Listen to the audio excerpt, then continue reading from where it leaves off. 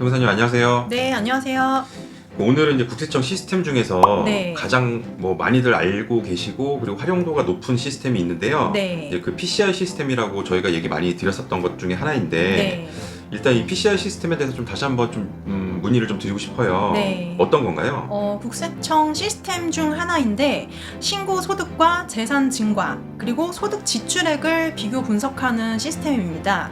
쉽게 말씀드려서 내가 벌어들인 금액과 사용한 금액의 차이를 분석하는 시스템이라고 보시면 되는데, 벌어들인 금액이라고 하면 이제 국세청에 신고된 소득이 될 거고요. 사용한 금액이라고 한다 그러면 뭐 신용카드 같은 이런 소비 지출, 그리고 부동산과 같은 자산 취득, 그런 금액들이 될 거고, 이 차이를 분석하는 시스템입니다. 예. 그렇다면 국세청의 PCI 시스템은 네. 어떻게 활용을 좀 하고 있나요? 구체적으로요? 구체적으로 말씀드리자면 국세청에서는 이 시스템을 활용해서 세무조사 대상자를 선정하기도 하고, 예, 혹은 그에 앞서서 뭐 소명자료를 보낸다든지 그 후에 이제 소명자료 이후에 세무조사로 선정되는 경우도 있고, 그렇게 활용이 되고 있습니다.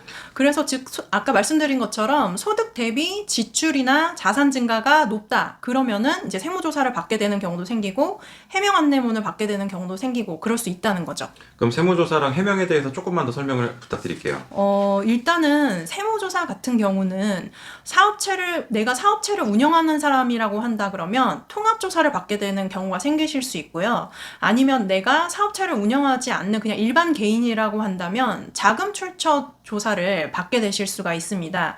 이게 왜 그러냐면 사업을 운영하는 뭐 개인 사업자나 법인 사업자나 이런 경우에 신고된 소득이 있을 거고, 그에 비해서 지출이나 자산 증가가 높다고 한다 그러면 결국에는 그 사업과 관련된 소득이 누락되었다고 추정이 된다는 거죠. 그러면 이렇게 통합조사로, 개인 통합조사, 법인 통합조사로 진행이 될 수 있는 거고, 그리고 그게 아닌 이제 사업을 하시지 않는 일반 개인이라고 한다면 뭐 근로자가 될 수도 있는데요. 이런 근로소득이나 신고된 소득에 비해서 내가 자산 취득가액 등이 월등히 높다고 한다면, 그러면 그 차이 나는 금액에 대해서는 자금 원천이 어디서 나온 거냐, 그거를 이제 조사하는 조사가 자금 출처 조사에 해당한다고 보시면 됩니다. 그럼 정리하자 보면은 네. 소득 대비 산 게 많다. 네. 내가 번 거보다 쓰고 사고 뭐 이렇게 한 것들이 많다라고 하면 네. 사업체에도 조사가 나갈 수 있고, 네, 그리고 그렇습니다. 개인한테도 조사가 나갈 수 있고, 네. 그리고 법인이나 사업체를 운영하시는 그 두 대표님이면 두 가지를 다 받으실 수 있는 거네요. 네, 맞습니다. 예. 그럼 어떻게 대비를 하면 좋을까요? 사실 제일 현명하고 좋은 방법은 벌어들인 소득에 대해서 적정히 제때에 신고를 하는 게 제일 좋으신 거죠. 그리고 이 적정히 신고된 소득을 원천으로 해서 소비와 자산 취득을 하시는 게 제일 좋겠습니다.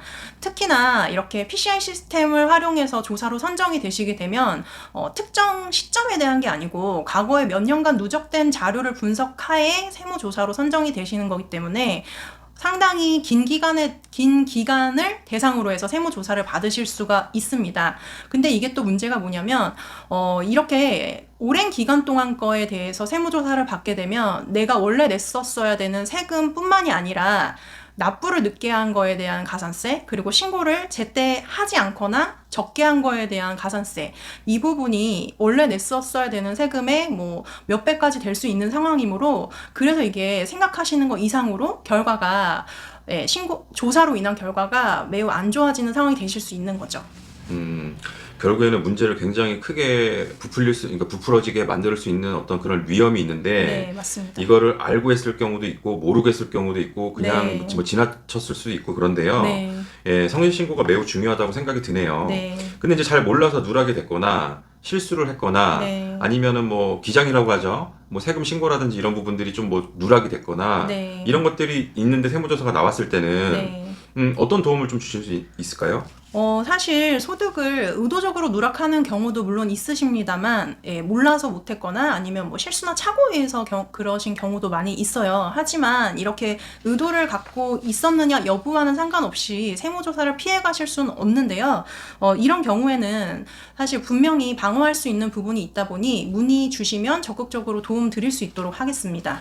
일단은 저희가 생각할 때는 네. 뭐 국세청에서는 공평과세를 당연히 첫 번째로 얘기를 하고 있고, 네. 국민으로서의 이제 성실 납부는 납세는 당연한 거지 않습니까? 네, 맞습니다. 근데 이제 중요한 거는 이걸 알고 했냐 모르고 했냐에 따라 이 결과가 달라지는 게 아니라 페널티는 똑같다. 네, 맞습니다. 근데 거기에 대한 대응에 따라서는 결과는 무조건 달라질 수 있다. 그렇게 이해를 좀 할 수 있겠네요. 네, 맞습니다. 그리고 지금 PCI에 대해서 얘기를 했지만 대표적인 프로그램이나 시스템에 대해서 조금 앞으로 좀 더 설명을 드릴 건데요. 네. 이 이유가 뭐냐면 이런 말씀들 많이 하시잖아요. 아, 내가 나이가 몇 살이고 몇 년 동안에 근무를 했는데 이 정도는 괜찮은 거 아니야 라고 얘기를 하시는데 네. 말씀드린 것처럼 플러스 마이너스다 라고 생각을 하시면 되겠네요. 네, 그렇습니다. 네, 태무사님 오늘 말씀 감사합니다. 네, 감사합니다.